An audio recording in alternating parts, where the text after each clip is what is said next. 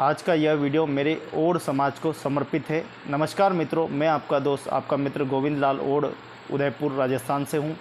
मैं आज आपको लेकर आया हूँ हमारे ओड समाज के सबसे पुराने और प्राचीनतम मंदिर ठाकुर जी मंदिर पर, जहाँ आप देखेंगे कि ये मंदिर वो मंदिर है जो आज से 370 वर्ष से भी अधिक वर्ष पुराना प्राचीनतम एकमात्र पूरे भारत की हमारे समाज की अखंड धरोहर है, जिसकी रक्षा और सुरक्षा करनी है। आइए मैं इस पूरे वीडियो में आपको आज इस मंदिर से जुड़े हुए कई प्रश्न, कई उत्तर आपको बताने वाला हूं, और आपको बताता हूं कि ये मंदिर आज से नहीं, महाराणा राज सिंह जी के कार्यकाल यानी महाराणा प्रताप की छठी पीढ़ी, छठे राजा राज सिंह जी के कार्यकाल में हमारे ओड बिरादरी द्वारा इस मंदिर का निर्मित किया गया था।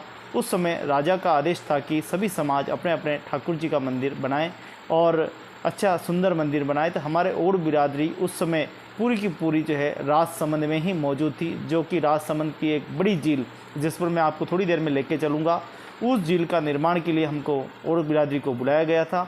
हमारे समाज के हमारे पूर्वजों ने इस मंदिर का आज से 370 साल पूर्व में और इस मंदिर का निर्माण किया, जो कि मेवाड़ के छठी पीढ़ी, छठे राजा राज सिंह जी के द्वारा ये उनके कार्यकाल में हमारा मंदिर बना। ये वही बावड़ी है जिससे पहली बार हमारे लोगों ने इस बावड़ी को खोद कर, और बिल्कुल हमारे को जिस प्रकार से लोग कहते हैं कि भागीरथ वंश, हमने कुएं बावड़ी खोद कर जो है जनता को पानी पिलाया। इसीलिए हमारे समाज ने हमको शौर्य और श्रम की विजय के प्रतीक माना है। इसीलिए हम लोगों को भागीरथ के समान लोग आज भी हमें कहते हैं।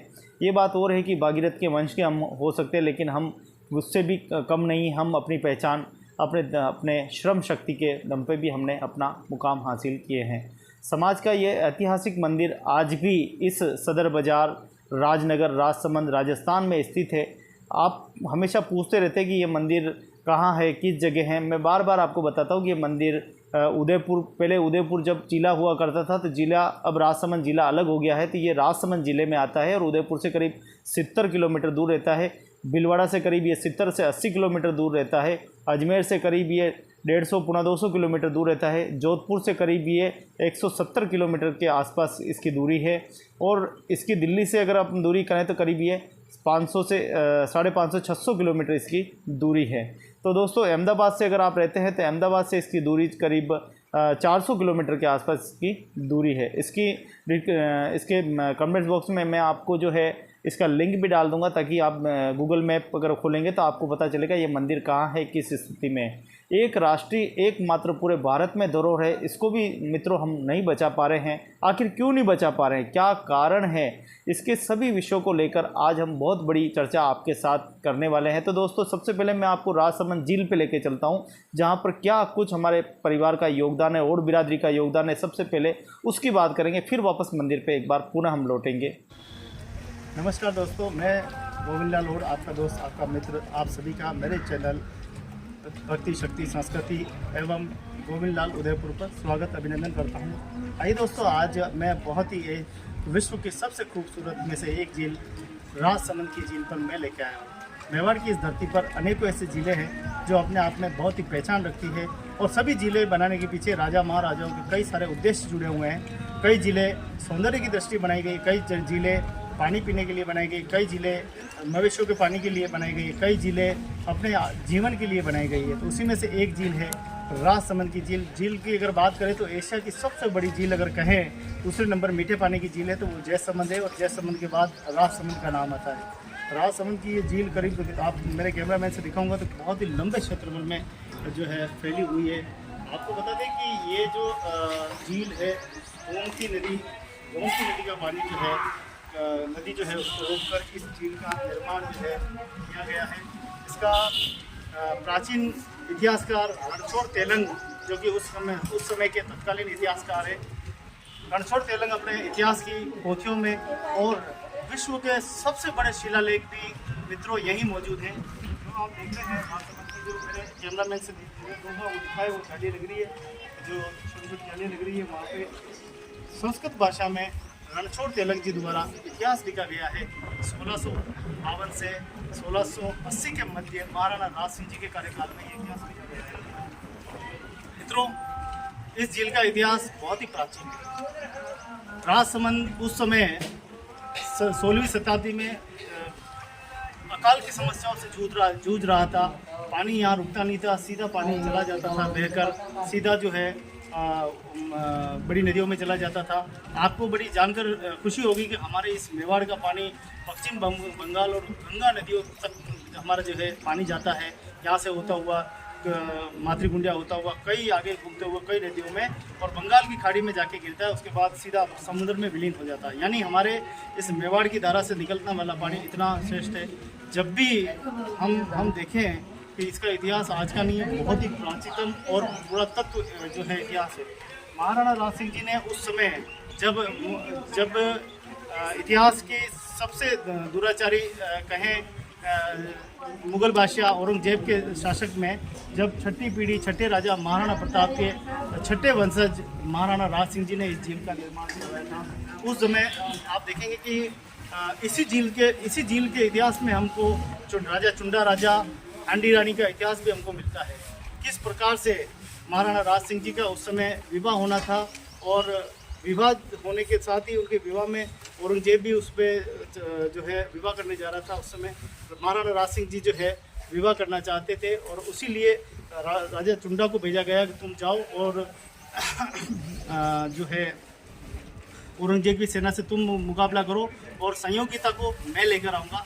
महाराणा राज सिंह जी गए और सहयोगिता से जो है उनका विवाह राजनगर में आता है। और हमेशा से जो महाराणा राज सिंह जी की जो राजधानी है रही है और मेवाड़ की राजधानी प्रतिनिधित्व कुंभलगढ़ से ही रहा है।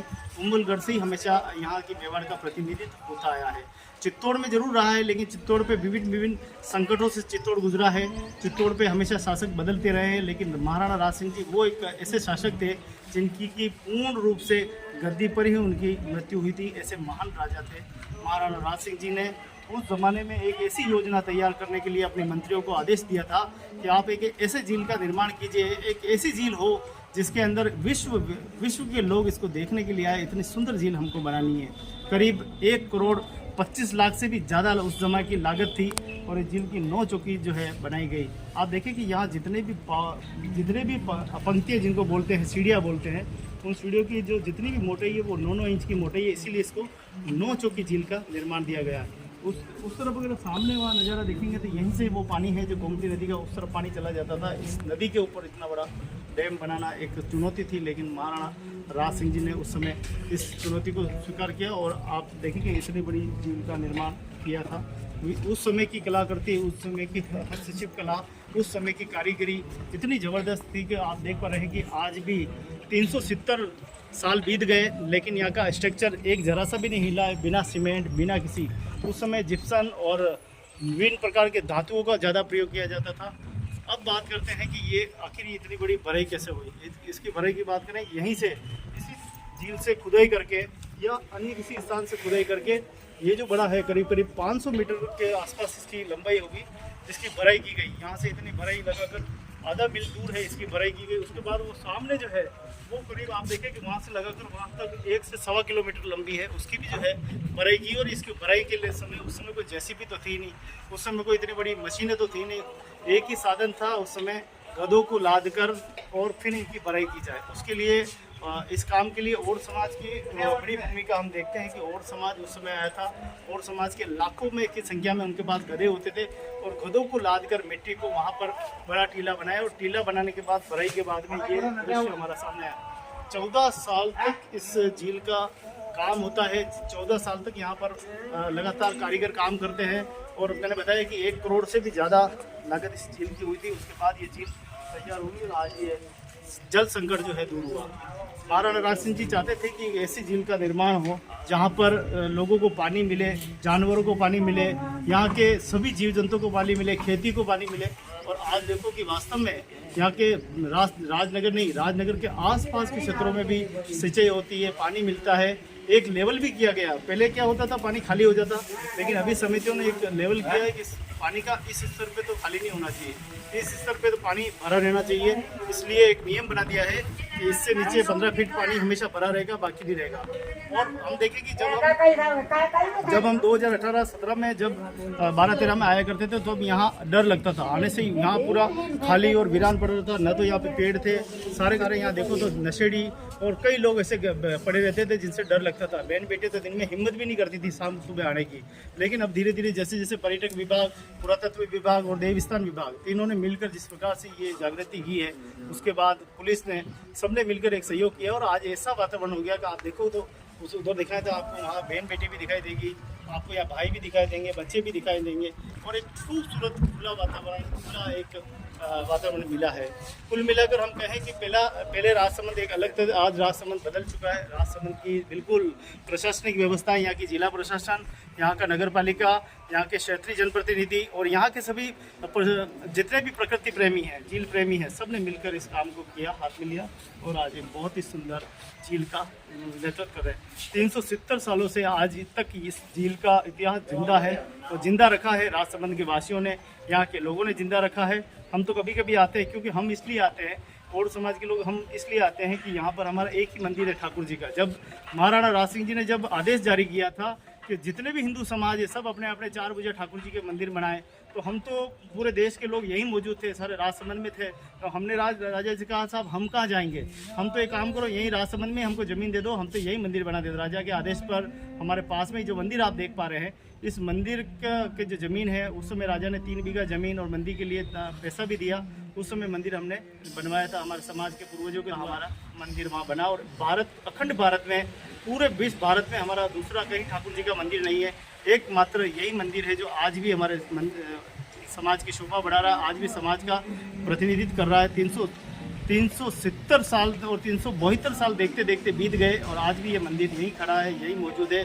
इस मंदिर पर न जाने कितने ही संकट आए, देश आज़ादी के समय भी ये मंदिर मौजूद था, देश गुलामी के समय भी ये मंदिर मौजूद था और आज ये मंदिर कई समय तो खंडर की अवस्था में रहा है, कई बार जीर्ण शीर्ण हो गया है, कई बार समाज के लोगों ने छोटा मोटा काम, कई बार पुजारी बदले गए, कई संकट आए, लेकिन मंदिर हमारा आज भी ये मौजूद है। कुछ समाज के लोग कहते हैं कि ये एक राज्य की, एक जिले की संपत्ति, लेकिन नहीं, ये पूरे देश की संपत्ति, ये समाज के उस सभी की संपत्ति है जिनके पूर्वजों ने यहाँ काम किया है। यहाँ पे लाखों की संख्या में लोग आए थे काम करने, न कि कोई एक विशेष वर्ग के कोई लोग नहीं आए थे, कोई एक गोत्र के लोग नहीं आए थे, सारी की सारी बिरादरी के लोग आए थे। सबने मेहनत की, मेहनत का फलस्वरूप ये रहा कि आज हमारा ये खूबसूरत मंदिर आज अपने सामने खड़ा हुआ है और ये महाराणा राज सिंह जी की देन है।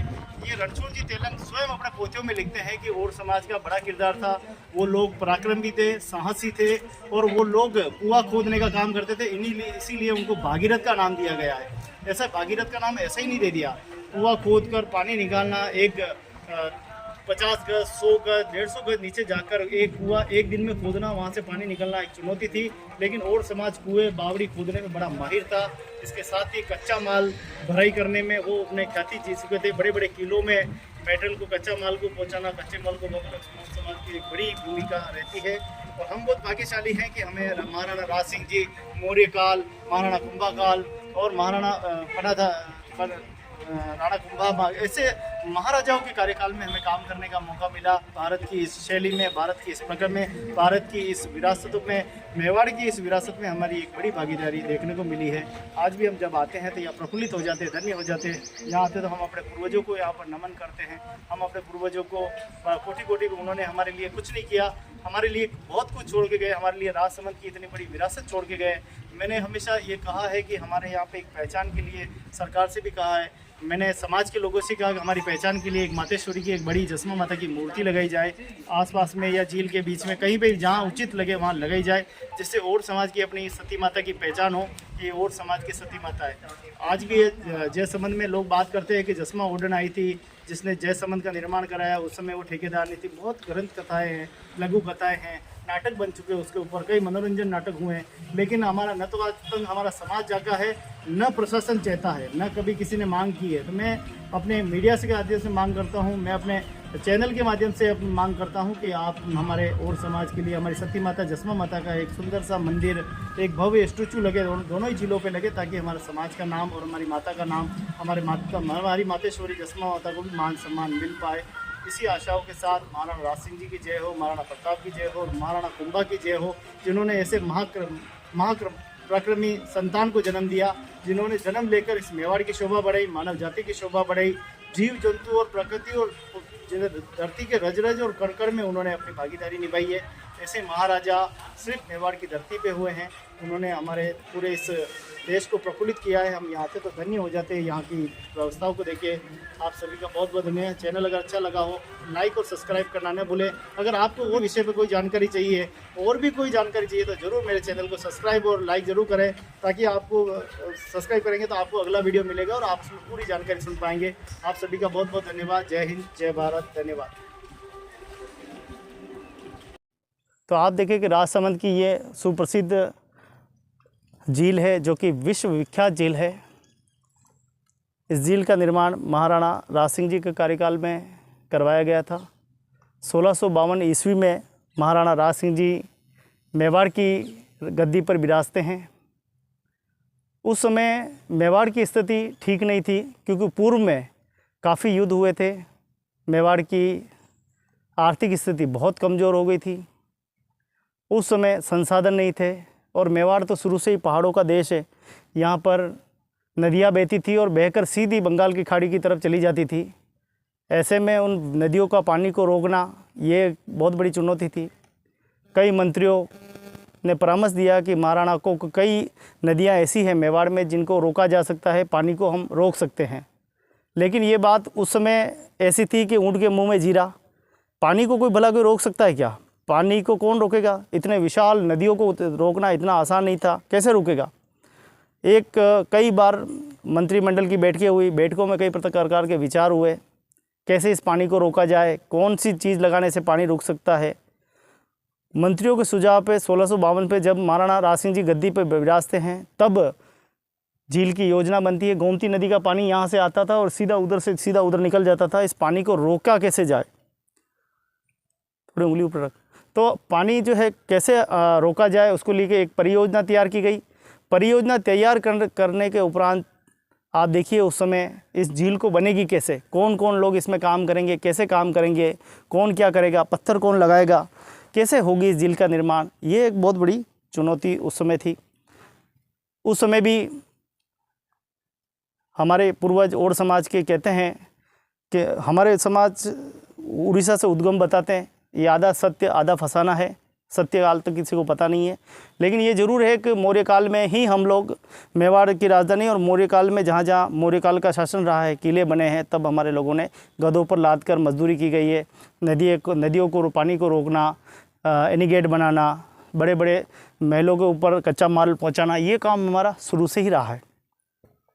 हमारे समाज का इतिहास एक गौरवपूर्ण और एक इतिहास रहा है। हमारे ही समाज में सती माता जसमा जी हमारे कुल में आई है, और उनके ही नाम से आज हमें पहचाना जाता है।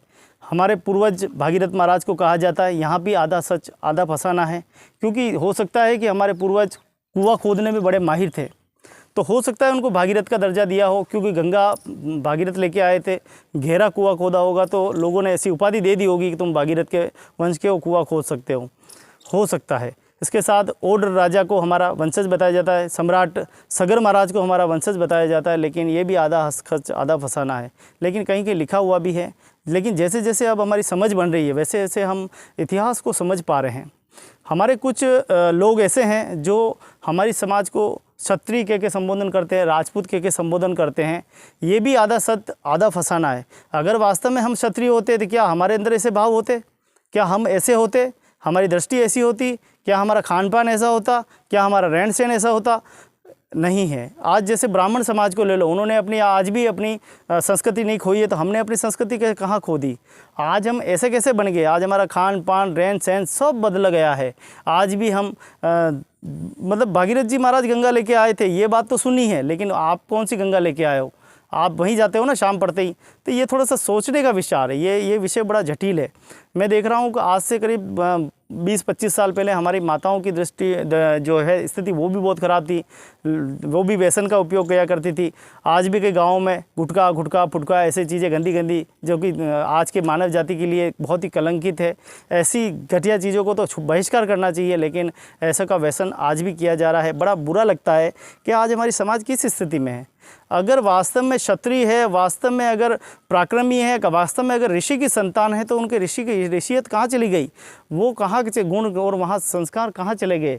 इतना पराक्रमी हमारे पूर्वजों ने काम किया, इतने बड़े विशाल डैमों का निर्माण किया, इतना शौर्य और ऊर्जा से ये पूरी डैमों का निर्माण किया, भराई की, गधे हाँके, खुदाइयाँ की, महल पर कच्चा मटेरियल पहुँचाया, लेकिन आज हमारी स्थिति ठीक नहीं है। महाराणा राज सिंह जी के कार्यकाल में हम लोगों को इतना बड़ा प्रतिनिधित्व मिला, मौर्य काल में प्रतिनिधित्व मिला, महाराणा कुंभा के कार्य में प्रतिनिधित्व मिला, राणा सांगा के मिला। हमने न जाने कितने ही राजा महाराजा रजवाड़ों में पूरे देश भर में, ये तो मैं मेवाड़ का बता रहा हूँ, बाकी अलग अलग रजवाड़ों में हम देखेंगे, जोधपुर दरबार में देखेंगे, हम राठौड़ों में देखेंगे, हम मालवों में देखेंगे, हम अलग अलग हम देखेंगे, बीकानेर दरबार में हम देखेंगे, तो हमारे सभी सामंतों के साथ, सभी राजाओं के कबीलों में हमने खूब काम किया है और हमने अपनी शौर्य से, अपने बल से, अपने श्रम की वजह से अपनी एक अनोखी पहचान बनाई है। आज भी लोग कहते हैं कि और समाज के लोग खरा कमाते हैं और खोटा खाते हैं। मैं कहता हूँ खरा कमाते हैं और अच्छा खाओ ना, अच्छा पहनो, अच्छे संस्कार दो, अपने बच्चों को गुणवान बनाओ, संस्कारवान बनाओ। लेकिन आज ये जो हमारे एक ऐसा संप्रदाय देख रहा हूँ जिसको बोलते हैं आलोचक संप्रदाय, करता तो कुछ है नहीं, आलोचनाएं करता है, गिराने का काम करता है, और उसी की वजह से आज हमारा समाज दरअसल में नीचे और गिरता जा रहा है। ये लोग अनपढ़ बनाने की साजिश रच रहे हैं, ये हमें और बर्बाद कर रहे हैं, हमारी समाज की स्थिति को ऊपर नहीं आने देते, किसी की मदद नहीं करते। इन्होंने ढकोसले के नाम पे कुछ ऐसी रणनीति षड्यंत्र बना रखा जैसे ऐसे लगता है जैसे खुदा और भगवान और बादशाह हमारे यही हो, राजा ही यही हो, ऐसी एक छवि हमारी जो है इन्होंने बना रखी है। मुझे लगता है कि ये काफ़ी निंदनीयपूर्ण है। ऐसे लोगों को थोड़ा सा सबक लेना चाहिए। आज के इस आधुनिक युग में जहाँ वैज्ञानिक हवाई जहाज़ के माध्यम से चंद्रमा पे पहुँच गए हैं, अंटार्कटिका के बर्फ़ पे जाकर सर्वे कर रहे हैं, और तुम आज भी उसी गंदी नाली के कीड़े की तरह पड़े हुए हो, ये ठीक नहीं है। गंदी विचारधारा बदलनी होगी तो ही एक समाज सशक्त और उन्नत हो पाएगा। महाराणा राज सिंह जी के कार्यकाल में हमारे पूर्वजों ने इतना ऐतिहासिक काम किया है जिसका वर्णन आज भी हमारे राजसमंद वासी और जयसमंद के वासी, हमारे पाटन में जो जितने भी रजवाड़े रहे हैं वो सारे आज भी बात करते हैं। मैं यहाँ बैठ कर आपको क्यों बता रहा हूँ? मैं इसीलिए बता रहा हूँ कि वही स्थान है जहाँ हमारे बाप दादाओं का खून पसीना आज भी सींचा हुआ है। 14 साल की मेहनत उन्होंने की, न जाने कितने ही वो यहाँ पर शहीद हुए हैं, यहाँ पर उन्होंने प्राण त्यागे होंगे, कितनी आत्माएं आज भी तड़प रही होगी। हम एक मंदिर को अवेयर नहीं पाए, हम एक संस्कृति को अवेयर नहीं पाए। एक मंदिर पर भी अपना आधिपत्य जमाना चाहते, आधे लोग स्थायी रूप से कहते हैं ये तो हमारा है, हम इसका पूजा करेंगे, हम इसको ये करेंगे, हम मालिक हैं। मालिक का कौन मालिक बना? मालिक ही मालिक बनने आ गए। इन मालिकों से इसीलिए मैं कहता हूँ कि अपनी मालिकीगिरी छोड़ दीजिए। भगवान सर्वश्रेष्ठ है, सर्वव्यापी है, और इस मंदिर के मालिक इस पूरी मानव जाति है, और हमारा समाज जितना भी है वो इसका मालिक है। चाहे वो पाकिस्तान में रहते हो, चाहे वो बांग्लादेश में रहते हो, चाहे वो विदेश में रहते हो, चाहे यूरोप में रहते हो, चाहे अमेरिका में रहते हो, सारे के सारे लोग उतने ही भागीदार हैं जितने कि हम भागीदार हैं। लेकिन कुछ लोग, चंद रायचंद लोगों की वजह से आज ये मंदिर का और समाज का विकास नहीं हो पा रहा। और ये खुद कुछ बड़े लोग, हमारे समाज के लोग षड्यंत्र रचते हैं कि कैसे समाज को गुमराह किया जाए, कैसे समाज के साथ हम छल कर सकते हैं, अच्छे लोगों को कैसे हम बिगाड़ सकते हैं, उनके बिजनेस को कैसे बर्बाद कर सकते हैं, ये ज़्यादा उठ रहा है इसकी टांग पकड़ के कैसे खींच सकते हैं। ये काम हमारे समाज के लोगों को बहुत अच्छी तरीके से आता है, और इस काम को मैं देख रहा हूँ 14-15 सालों से देख रहा हूँ, यही काम करते आए हैं। अच्छे लोगों को गिरा दो, मार दो, कुचल दो, ताकि वो उठे ही नहीं और फिर बाद में वो आवाज़ उठा ही नहीं सके। उसका प्रमाण मैं भी आपके सामने खड़ा हूँ। मैं ये नहीं कहता कि एक मंदिर की सेवा छीन ली, नहीं, मंदिर नहीं, पूरे समाज की विकास की सेवा को छीन लिया है। समाज प्रगति पे जा रहा था, समाज आगे जा रहा था, समाज भक्ति के मार्ग पे जा रहा था, समाज पूजा करना सीख रहा था, समाज अपने बच्चों को पढ़ा रहा था, समाज अपने बच्चों के लिए व्यवस्थाएं कर रहा था। लेकिन आप लोगों ने आकर अनपढ़ बनाए रखने की साजिश की, जिसके परिणाम आने वाले समय में आपको ही भुगतने हैं। गोविंद लाल ओड का कोई फ़र्क नहीं पड़ने वाला है। गोविंद लाल ओड भी अभी इतनी उम्र में भी 43 साल की उम्र हो रही है। मैं भी BA पढ़ाई कर रहा हूँ, दिन रात पढ़ाई कर रहा हूँ, सोच रहा हूँ मैं वकालत करूँ, और वकालत करने के बाद अपने जीवन को भी श्रेष्ठ बनाऊं, और मैं दूसरों के जीवन को भी श्रेष्ठ बनाऊं। मैंने ऐसे कई गद्दार देखे हैं, जिनको गद्दार की भाषा कह सकते हैं, जिनको उंगली पकड़कर जिन लोगों ने उठाया, उन गद्दारों ने आज संबल बनने के बाद किसी की उंगली को नहीं थामा। उनको पता है कि मैं जिसकी उंगली पकड़ के उठाऊंगा मेरा ही पत्ता साफ कर देगा। वो उन्होंने हमेशा नीचे गिराने का काम किया। आज खुद बड़े आदमी बन के बैठे हुए हैं, लेकिन किसी की मदद नहीं की है। याद करो तुम्हारे वो दिन जब तुम्हारी उंगली पकड़ी गई थी, तुम कहाँ थे? कहीं मजदूरी कर रहे थे, कहीं ईंटा डाल रहे थे, कहीं भाटा डाल रहे थे, कहीं चूना मिला रहे थे, कहीं तुम मजदूरी कर रहे थे, लेकिन उन्होंने आपका दामन थामा। आज आप बड़े आदमी हो, आप अधिकारी हो, आप ऑफिसर हो, आप न जाने कितने बड़े करोड़ों के स्वामी हो। उस आपकी अपनी उस मर्यादा को याद रखिए जिस दिन आपकी उंगली पकड़ के उन्होंने उठाया। अगर आप किसी की उंगलियां पकड़ते तो आज शायद ये समाज के अंदर 1 2 3 4 नहीं, 10 नहीं, 100 200 500 अधिकारी होते, अच्छे लोग होते, संस्कारवान होते, समाज की रचना कर रहे होते। लेकिन आपने ऐसा कुछ नहीं किया, इसीलिए आज ये समाज इस स्थिति में पहुंच गया है कि आज मेरे जैसे आदमी को अभिव्यक्ति के माध्यम से आप लोगों तक मेरी बात पहुँचानी पड़ रही है। मैं किसका नाम लूँ? जिसका भी नाम लो दुश्मन बन जाते हैं। ये आदमी नहीं है, ये कोई भूत नहीं है, ये सिर्फ एक गंदी विचारधारा है। और ये गंदी विचारधारा ऐसे लोगों में व्याप्त है जिन लोगों का चरित्रहीन है, खराब है। वो लोग इस समाज की विकासधारा को रोक के रखा है।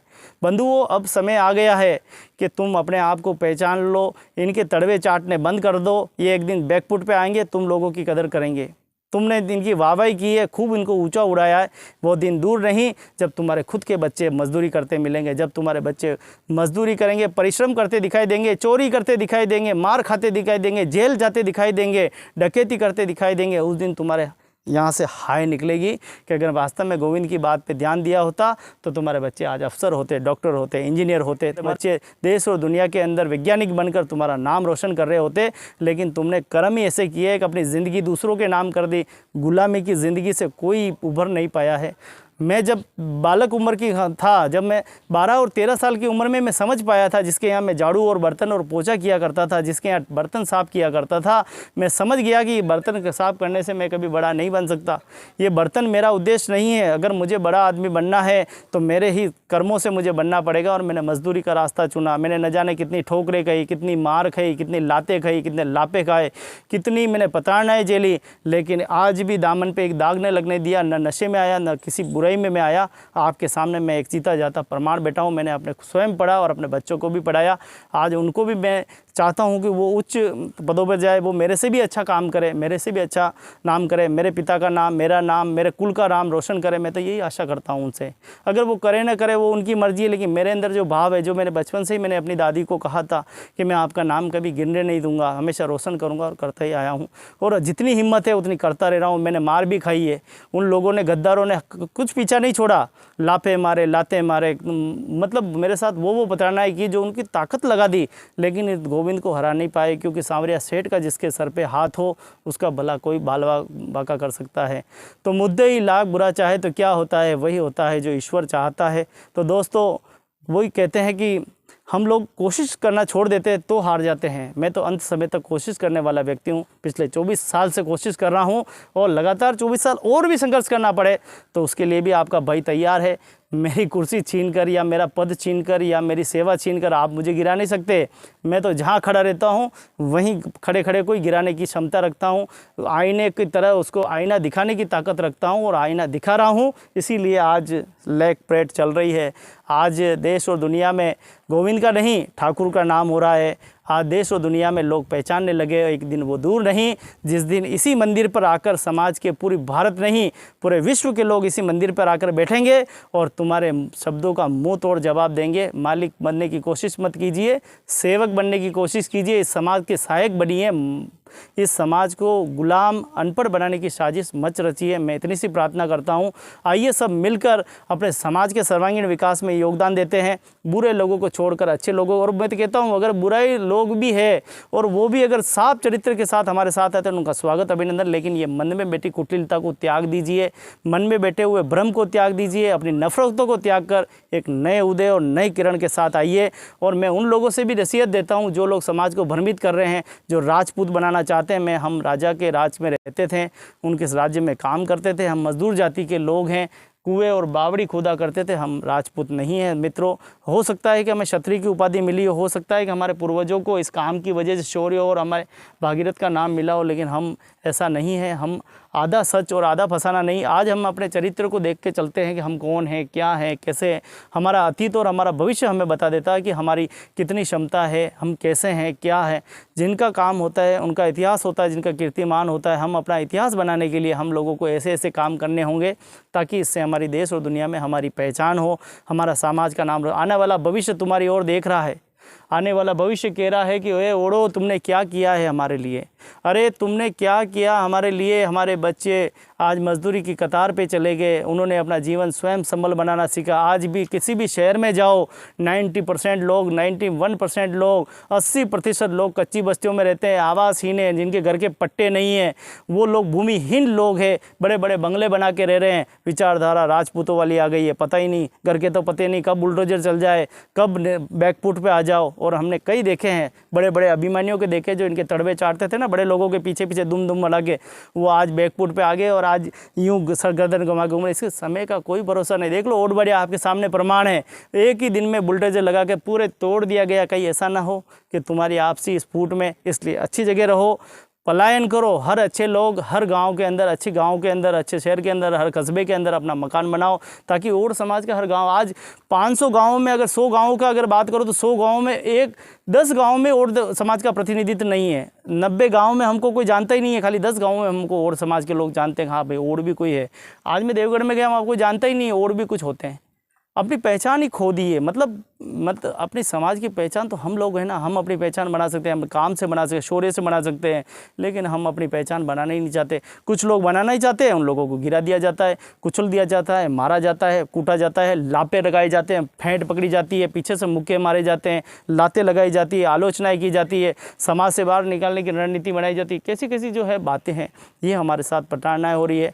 ये जो स्टोरी बनाने का मुख्य उद्देश्य मेरा यही है, आप लोगों तक व्लॉग बनाकर यही स्टोरी है कि आप जागिए, स्वयं को पहचानिए, अपने अतीत को पहचानिए, राजा सगर को पहचानिए, भागीरथ को पहचानिए, आप महाजस्मा जी को पहचानिए, अपने अतीत को पहचानिए। और क्षत्रिय को खून अगर आपके अंदर है तो लड़ने की बात मत कीजिए, मानवता की और बात कीजिए, बच्चों को आगे बढ़ाने की बात कीजिए, हॉस्टल बनाने की बात कीजिए, हॉस्पिटल बनाने की बात कीजिए, धर्मशालाएँ बनाने की बात कीजिए, खेल मैदान बनाने की बात कीजिए, समाज के सर्वांगीण विकास की बात कीजिए, तब जाके एक सभ्य समाज की हम रचना कर पाएंगे। आइए सब मिलकर हम समाज की रचना करते हैं, समाज को आगे बढ़ाते हैं। आप सभी का बहुत बहुत धन्यवाद, बहुत बहुत आभार। किसी को बुरा लगा हो तो मैं माफ़ी चाहता हूं दिल से, लेकिन मैं अपने बात तब तक कहता रहूँगा जब तक मेरे शरीर में प्राण है। चाहे कोई लाफा मारे, कोई लात मारे, कोई घर से निकाले, समाज से निकाले, मुझे कोई परवाह नहीं है। मैं जब तक बोलता रहूँगा जब तक कि अभिमानियों का अभिमान टूट नहीं जाता, मानवता की ओर नहीं जाए, जब तक वो दबे कुचले लोग जो कि गुलाम बन के रहे वो जाग नहीं जाएंगे, तब तक मैं प्रयास करता रहूँगा, उस दिन तक का इंतजार करता हूँ। बहुत बहुत धन्यवाद। जय हिंद, जय भारत, जय ओड समाज। तो मित्रों ये मेरा दर्द था जो मैंने आपके सामने बयां किया है। आशा है कि आप मेरे इस दर्द पर गौर करेंगे और आप समाज के उचित निर्णय लेंगे। आज हमारा समाज का जैसा नाम है, कहीं हम क्षत्रिय कहते हैं, कहीं हम सूर्यवंशी कह रहे हैं, कहीं हम पता नहीं किन किन राजाओं का नाम लेते हैं। अगर मैं उनसे भी निवेदन करता हूँ, आपने महाराणा प्रताप के साथ हमारा युद्ध तो बता दिया, ये क्यों नहीं बताते कि हमारी अपनी धरोहर भी है, अपनी विरासत भी है। झूठी स्टोरी बनाकर चलाना ये कहाँ का न्याय है। आप सच बताइए ना, सच के पाँव नहीं होते, सच बहुत धीरे चलता है। आप सच बताइए, इस मंदिर से जुड़े हुए तथ्य हम बताइए, इस तथ्य को साक्षी रख के आप बताइए कि हमारे समाज के उसमें समय श्रम की विजय का काम करते थे। हमारे लोगों ने बड़े बड़े किलों में काम किया है, चित्तौड़ जैसे दुर्ग में हमारे लोगों ने काम किया है, मतलब आप देखें जोधपुर के जैसे दुर्ग है उसमें काम किया है, कुंभलगढ़ जैसे दुर्ग में काम किया है। बड़े बड़े जहाँ कोई संसाधन नहीं पहुंच सकता वहाँ हमारे ओड कबीलों ने जाकर काम किया है, श्रम की विजय और श्रम की ताकत को बताया है। कुएं, बावड़ी, बांध, बड़े बड़े डैम को बनाने में हमारे समाज के लोगों का बड़ी भूमिका है। इतनी बड़ा समाज है हमारा, लेकिन आज भी हम लोग ऐसी स्थिति में रह रहे हैं, मैं बयान नहीं कर सकता। भले लोग ये थोड़ा संतुष्ट हो, गांव के लोगों के पास ज़मींदार हो, वो लोग ये जरूर कह सकते हैं कि हमने सब कुछ पाया, अच्छी बात है, पाना चाहिए। लेकिन आज शहरों में रहने वाले ओडों की स्थिति बहुत ही दयनीय है। वो रोज़ कमाते हैं, उससे ज़्यादा नशीली वस्तुओं में खर्च कर देते हैं। धर्म पुण्य की ओर उनका ज़्यादा ध्यान नहीं है। बातें तो बड़ी बड़ी करते हैं लेकिन मदद किसी प्रकार की नहीं करते हैं। इसीलिए आज हमारी समाज की ये धरोहर है। खंडर होती जा रही है। एकमात्र राष्ट्रीय धरोहर है पूरे विश्व में हमारी, उसको भी हम बचा नहीं पा रहे हैं, उसको भी हम देख रेख नहीं कर पा रहे हैं, उसमें भी नेतागिरी कर रहे हैं। कोई अध्यक्ष बन रहा है, कोई उपाध्यक्ष अध्यक्ष बन रहा है, कोई नेता बन रहा है, कोई कोषाध्यक्ष बन रहा है। अरे राष्ट्र की संपत्ति है, आप इसको संभालो, इसकी रक्षा करो। आसपास के लोग कर सकते हैं, लेकिन उनकी बुद्धि नहीं है तो वो कैसे करेंगे। कितनी बार बोला ध्यान दो ध्यान दो, पिछले 21 सालों से नहीं 24 सालों से बोल रहा हूँ इस मंदिर पर ध्यान दो ध्यान दो। कोई ध्यान देने वाला नहीं है, सब बस किसी पे निर्भर है कि बड़ा आदमी आएगा करेगा। अरे बड़ा आदमी क्या करेगा, बड़ा आदमी की वजह से तो ये मंदिर खंडर हो गया था। आप लोगों की माध्यम से इस मंदिर को चमन कर दिया, उसके बाद फिर दबंग आके बैठ गए। पता नहीं अब ये खंडर होगा या पता नहीं इसकी स्थिति बिगड़ने वाली है, क्योंकि अब ये उनके हाथ में चला गया है जिनका सेवा से दूर दूर तक कोई लेना देना नहीं है, जिनकी भक्ति में कोई ध्यान नहीं है, जो अनपढ़ बनाने की साजिश रखते हैं, जो समाज को गुलाम बनाने की साजिश रखते हैं, जो समाज को बिगाड़ने की काम करते हैं, व्यसन पिलाते हैं, उनको साथ जुआ खिलाने का काम करते। क्या ऐसे लोग समाज का भविष्य है? क्या ये लोग हमारे समाज का भविष्य करेंगे? क्या ऐसे लोग हमारे प्रतिनिधित्व? ये दर्द था जो आपके सामने बताया है। अगर इसके बाद भी अगर आप में चेतना नहीं होती और इस मंदिर पर आप ध्यान नहीं दोगे तो मुझे लग रहा है कि हमारी संस्कृति लुप्त हो जाएगी। एक दिन हम अपनी पहचान ही खो बैठेंगे, और जो संस्कृति खो बैठता है वो समाज पतन की ओर बढ़ता है। बुरा लगा हो तो मैं क्षमा चाहता हूँ।